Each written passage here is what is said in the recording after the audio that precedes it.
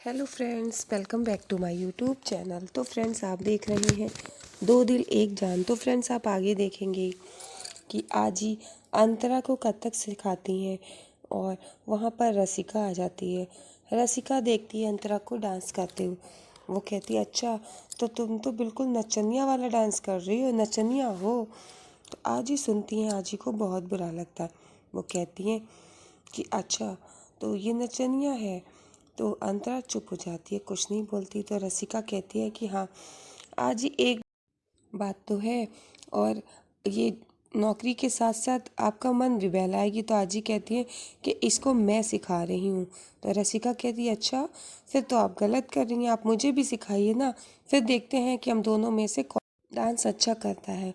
तो अंतरा मना करती है, वो कहती है कि मैं पूरे 5,000 रुपये दूंगी जीतने वाले को। तो आजी कहती है कि हाँ हाँ तू रहने दे, तू तो कोल्हापुर की नचनिया है और अंतरा को तो मैं कथक सिखा रही हूँ, लेकिन मैं जीतने वाले को पूरे 10,000 दूंगी। तो रसिका सुनती है, कहती है अच्छा आजी, और चुप हो जाती है। और फिर अंतरा वहाँ पर खड़ी होती है। वो कहती है कि मुझे ये कंपटीशन नहीं करना, मैं यहाँ पर नौकरी के लिए आई हूँ, यहाँ पर मैं किसी के साथ कंपटीशन करने नहीं आई हूँ। और आज ही कहती हैं कि नहीं, डांस तो करना पड़ेगा तुझे, और तुझे ये सब करना होगा। तो अंतरा मना करती है कि आज ही नहीं। तो आज ही कहती हैं कि बेटा तू सीखना और तू नाच और जीत जा, 10,000 तेरे घर में काम आएंगे, और तेरी माँ और तेरे भाई के इलाज के लिए काम आएंगे। तो फिर अंतरा कहती है कि आपकी बात बिल्कुल सही है, लेकिन मैं यहाँ पर नौकरी के लिए आई हूँ और मैं यहाँ किसी कंपटीशन के लिए नहीं आई हूँ। तो आजी कहती हैं तो इसमें अगर कंपटीशन हो जाएगा तो क्या गलत बात है। तो अंतरा कहती है रघु को अच्छा नहीं लगेगा, रघु तो मेरी ये नौकरी भी छुड़वा देगा, फिर मैं क्या करूँगी। तो आजी कहती है रघु को कुछ भी नहीं पता चलेगा। इधर घर पे अरशद बैठा हुआ होता है। तो आपा वहाँ पर पानी लाती हैं और अरशद को देती हैं और मुस्कुराने लगती हैं। लेकिन अरशद पहले से डरा हुआ होता है, उसको चोट लग गई होती। इतने में सरोज आ जाती है। सरोज कहती है, अरे अरशद तुम यहाँ। तो वो कहता है कि हाँ मैं ट्यूशन के लिए आपने बुलाया था ना, इसलिए मैं ईशान को ट्यूशन पढ़ाने के लिए आया था, बात करने के लिए। तो वो कहती है अच्छा। इधर आपा देख रही होती है अरशद को। तो सरोज कहती है कि ये आपकी चोट कैसी, क्या हो गया। तो वहाँ इधर फिर आप देखेंगे कि आजी कहती हैं कि कथक के लिए, और फिर आजी रसिका और अंतरा दोनों को सिखाती हैं डांस। तो रसिका कर लेती है बहुत अच्छे से। तो आजी कहती है अंतरा बेटा सही से कर ना, तू सही से क्यों नहीं कर रही है, चल फिर से कर। तो रसिका कहती है क्या आजी आप भी ना एक ही बार बार कर रही हो, और ये तो मैं कर चुकी हूँ, मुझे अच्छे से आता है। तो आजी कहती हैं कि अभी तो मैं यही कराऊंगी। तो रसिका कहती है ऐसा है तो अभी आप इसको करवा लीजिए ये, और मुझे तो ये सब आता है, और मैं जा रही हूँ, मैं मनी को करवा लेती हूँ। तो फिर वो आज ही कहती है ये मनी कोर क्या होता है। तो वो कहती है अरे वो होता है ना, नेल्स की सफाई होती है, नाखून वहाँ पे साफ़ किए जाते हैं। तो फिर वो आजी को अपनी बात समझा रही होती है। आजी कहती है अच्छा तो मणिकोर। तो फिर वहाँ पे अंतरा बोलती है कि मैनिक्योर होता है। रसिका कहती है अच्छा हाँ हाँ मुझे पता है क्या होता है। और फिर वो लोग वहाँ पे डांस के लिए कहते हैं। रसिका कहती है कि आज ही सिखाइए ना। तो फिर आज ही नाचने के लिए रेडी होती है। और इधर आप देखेंगे रघु आता है। आज ही मना करती है रसिका से कि रघु को कुछ भी नहीं पता चलना चाहिए। रसिका कहती है ठीक है। और फिर इधर रघु आ जाता है। तो रसिका देखती है कि रघु आ गया है, फिर वो पहले रघु को आवाज़ देती है। तो रघु रुक जाता है। फिर उसके मन में चलता है कि अभी बताने से कोई फ़ायदा नहीं है, थोड़े समय के बाद बताएंगे, तब कि ये खिचड़ी गर्म तो हो ही जाएगी। और फिर वो रसिका रघु को आवाज़ देती है। रघु पीछे पलट के देखने लगता है। तो वो मुस्कुराने लगती है। फिर कहती है कि कुछ नहीं। इधर घर पर रसिका होती है और रघु फिर जाता है आजी के कमरे में। तो रसिका डर जाती है, पीछे पीछे जाती है। आजी ने सुन लिया होता है रघु की आवाज़। तो आजी और अंतरा दोनों लोग बैठ जाती है, चुपचाप न्यूज़पेपर पढ़ने लगती हैं।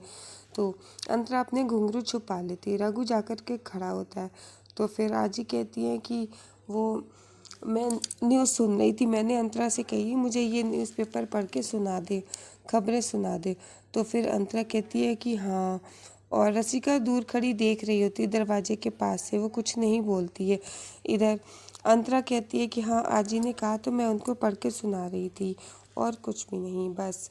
और अंतरा थोड़ी घबरा सी जाती है और फिर अंतरा अपने पाँव के घुंघरू छुपा रही होती है और रघु वहाँ पर आप रघु देखता है और कुछ नहीं बोलता है।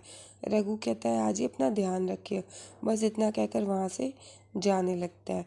फिर वो चला जाता है। आजी और अंतरा दोनों लोग वहीं खड़े होते हैं। अंतरा बहुत रघु से डरी हुई घबराई हुई सी होती है। आजी की नज़र अंतरा पे होती है और रघु वहाँ पर कुछ भी नहीं बोलता है, चुपचाप खड़ा रहता है। आजी कहती है कि क्या बात है, कोई बात है क्या? तो वो कहता है कि नहीं कुछ नहीं। और जब रघु वहाँ से पलट के जाने लगते हैं तो वहाँ पे दरवाजे के पास रसिका खड़ी थी और जैसे ही वो जाता है वैसे ही अंतरा के पैर के घुंघरू वो आवाज़ करते हैं और अंतरा उसको फिर से छुपा लेती है और रघु के सामने घुंघरू आने से वो रोकती है। और फिर इधर आजी अपने कमरे में होती हैं और रसिका और अंतरा दोनों लोग डांस सीखने के लिए आ जाती हैं। वो कहती है कथक सिखा दीजिए। रसिका भी वहाँ पर कथक सीखने के लिए आती है तो आजी कहती है कि रुक जाओ अभी सिखाएंगे।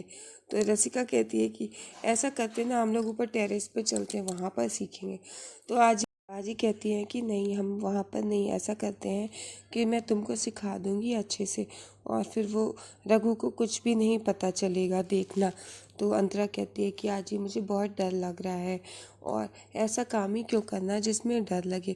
आजी कहती है कि उसे कुछ नहीं पता चलेगा, ना तुम बताना ना मैं, उसे फिर कैसे पता चलेगा और हम उसके सामने डांस तो सीखेंगे नहीं।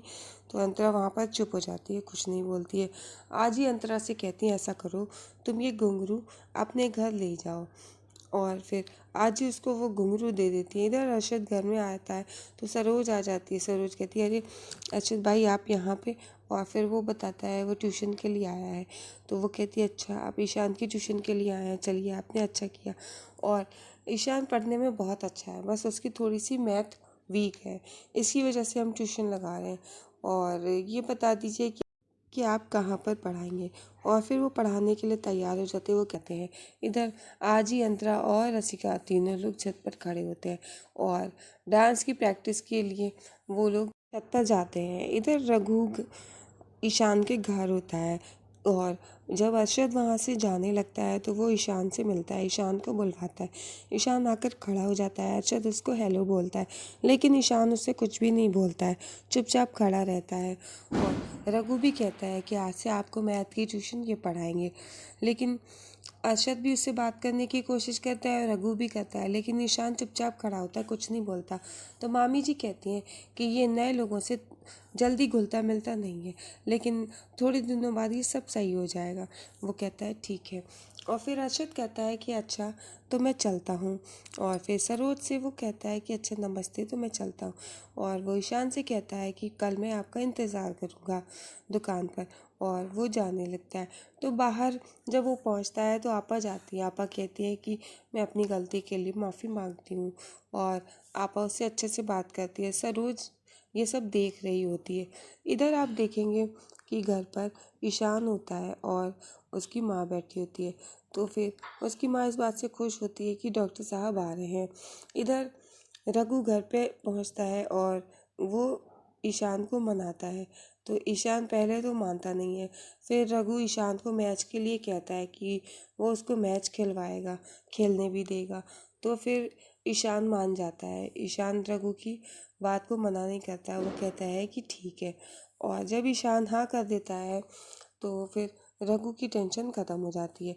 इधर वहाँ पर ईशान और उसकी माँ दोनों लोग बैठे होते हैं। इतने में पटाखों की आवाज़ आती है, उसकी माँ थोड़ा सा डर जाती है और इधर फिर ईशान को वो समझा देता है ट्यूशन के लिए। तो ईशान कहता है कि ठीक है मैं पढ़ लूँगा, मैं चला जाऊँगा। इधर ईशान की माँ देख रही होती है और ईशान भी वहीं पर चुपचाप खड़ा होता है। और फिर ईशान कहता है कि ठीक है मैं कल से ट्यूशन चला जाऊँगा, जैसा आप कहोगे मैं बिल्कुल वैसा ही करूँगा। तो रघु इस बात से खुश हो जाता है कि ईशान ट्यूशन पढ़ने के लिए मान गया है। इधर हवेली में सभी लोग छत पर होते हैं, डांस की प्रैक्टिस कर रहे होते हैं। इधर आप देखेंगे कि रघु छत पर आकर के ईशान से बात करता है, तो वहाँ पर से रघु की घर का टेरेस दिखता है।